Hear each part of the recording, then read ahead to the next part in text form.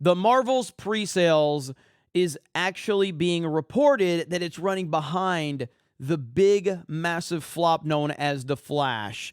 Pre-sales for The Marvels, again, coming off the billion-dollar success of Captain Marvel. Now the pre-sales for the sequel are reportedly behind The Flash, which is one of the biggest bombs we have seen, especially considering everything that was going on with The Flash, with Michael Keaton returning and Ben Affleck and all the conversations and the cameos and everything surrounding it. And The Flash turned out to be one of the biggest flops we have ever seen. And now Captain Marvel 2, better known as The Marvels, the pre-sales are running behind that. That's how bad things are for the MCU, and the fans continue to be right over and over again. While already expected to be one of the franchise's lowest box office openings, the Marvel's ticket pre-sales placed the Marvel Cinematic Universe sequel lower than two of the DCEU's biggest bombs. The movie acts as a sequel to 2019's Captain Marvel, as well as a follow-up to the Disney Plus Miss Marvel and WandaVision, crossing over the stories for Carol Danvers, Monica Rambeau, Kamala Khan. The Marvels will see the three heroes coming together when their powers become entangled with one another.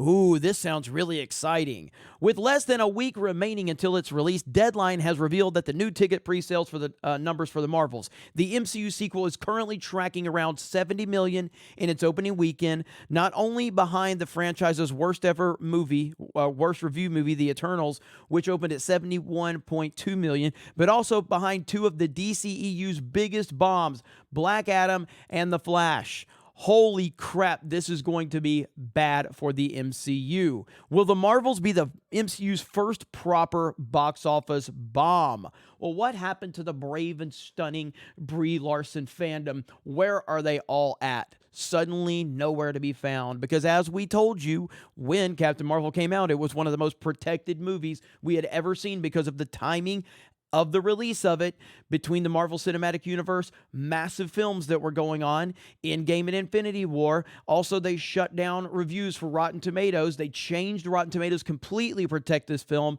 and now here we are with the Marvels, and you're seeing that the fans, once again, were 1,000% right. It says, with its current projections, the Marvels is not only rivaling some of DC's lowest figures, but also eyeing potentially one of the worst overall box office outings for the MCU to date.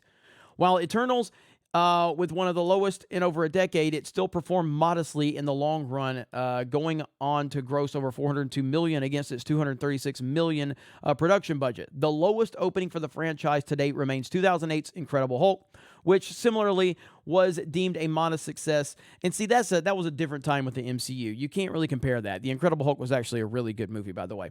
The one movie that Captain Marvel sequel will hope to repeat is 2023's Ant-Man and the Wasp. Despite already projected to open 72% lower than the Paul Rudd threequel, between the movie's mixed reception and the sub-franchise already being one of the MCU's lower grossing properties, Quantumania ultimately closed out its theatrical run with over $476 million.